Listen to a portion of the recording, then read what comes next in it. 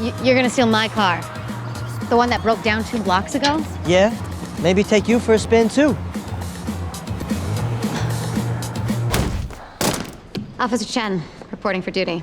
It turned out that today was the LAPD's annual Rookie Day. Fresh Police Academy graduates were all reporting for duty. One veteran officer originally wanted to give the new guy a hard time until he noticed the name West on his badge.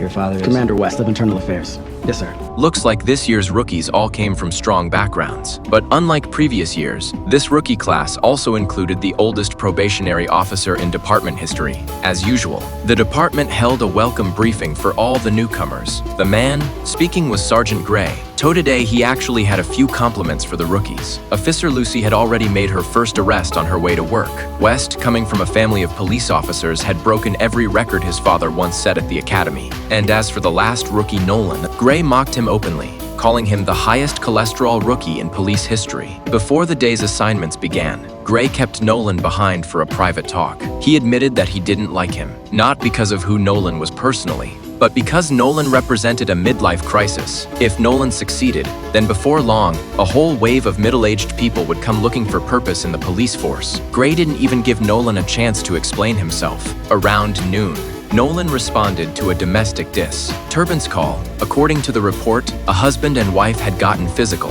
The husband answered the door, while his wife stood beside him, small and petite. At first glance, anyone would assume they already knew what happened. After separating the couple for questioning, Nolan even tried calming the husband down, encouraging him to be more understanding. But the man looked genuinely confused and insisted he never hit her. Based on his own assumptions, Nolan concluded that the couple had probably already reconciled and that it was just a routine domestic dispute. But before long, he realized how wrong he was. Later that afternoon, they were dispatched to the same address again. The domestic violence situation had escalated. The moment they entered the house, both officers were stunned by what they saw. It turned out the wife was actually the abuser. She was repeatedly stabbing the husband with a knife. Nolan seized the right moment and managed to subdue the woman, but the husband collapsed from his injuries. They immediately called for backup, but it was already too late. The first day on the job hit Nolan hard, because during their earlier conversation, the victim had subtly hinted that his wife had violent tendencies. But Nolan had assumed that a woman hurting a man wasn't a serious threat, so he never pressed further, and that mistake ultimately led to tragedy.